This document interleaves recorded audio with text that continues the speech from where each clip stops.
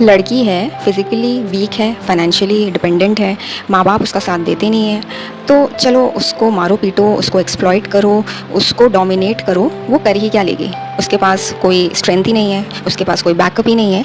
ऐसा जो लोग सोचते हैं और ऐसा सोच के वो जब किसी भी जेन्युइनली गुड फेमिनिन को एक्सप्लॉइट करने की कोशिश करते हैं, तो वो इस बात से अनजान रहते हैं कि जो फेमिनिन एनर्जी है वो कितनी पावरफुल एनर्जी होती है।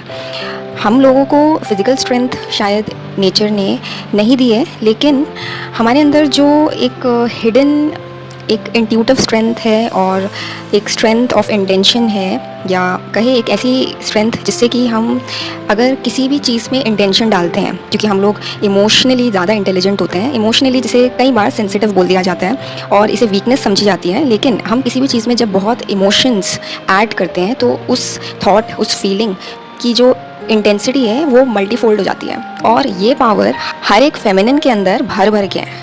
और इसीलिए जब भी तुम ये सोच के किसी फेमिनिन को जो है डोमिनेट करने की कोशिश करो, एक्सप्लॉइट करने की कोशिश करो, उसको मारना पीटना और सेक्सुअली असॉल्ट करना, या किसी भी तरीके से ये सोचना कि अरे ये क्या ही कर लेगी, ये तो इतनी कमज़ोर सी है, तो तुम्हें नहीं पता कि तुम किस मुसीबत को अपनी लाइफ में इनवाइट कर रहे हो। उसके साथ जो तुम कर दोगे वो कर दोगे, उसके बाद जो तुम्हें कॉन्सिक्वेंसेस फेस करने पड़ेंगे और तुम्हारी पूरी जो दुनिया है वो जो तबाह होगी उसका तुम्हें अंदाज़ा भी नहीं है। क्योंकि ऐसा ही रावण ने किया था सीता के साथ, और फिर क्या हुआ रावण के साथ, उसके पूरे ख़ानदान के साथ, उसकी सोने की लंका के साथ, ये हम सब जानते हैं।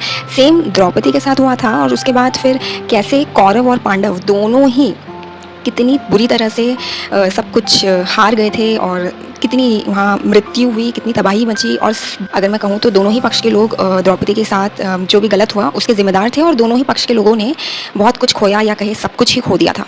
तो जब भी फेमिनिन के साथ अगर आप खिलवाड़ करने का सोच रहे हो और ये सोच रहे हो कि ये क्या ही कर लेगी, इसके बस में तो कुछ भी नहीं है, तो ज़रा रुक जाओ। क्योंकि जब कोई फेमिनिन मन से किसी को गालियाँ देती है ना, तो उसकी पूरी दुनिया तबाह होती है।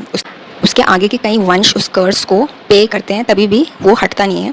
और आज के समय में आप देख सकते हैं, जैसे कि जो ये ट्वीशा का केस हुआ, उसमें ये जो महिला है गिरिबाला जी, ये जज है, बेटा लॉयर है, फिर भी इनकी अभी लगी पड़ी है और आगे और भी अच्छे से लगेगी। क्योंकि ये सोचते रहे कि भाई हम तो पावरफुल लोग हैं, हम लड़के वाले हैं, हमारा कोई क्या बिगाड़ेगा। अब देखो इनका सब कुछ कैसे कैसे बिगड़ता है। So beware before you attack a feminine.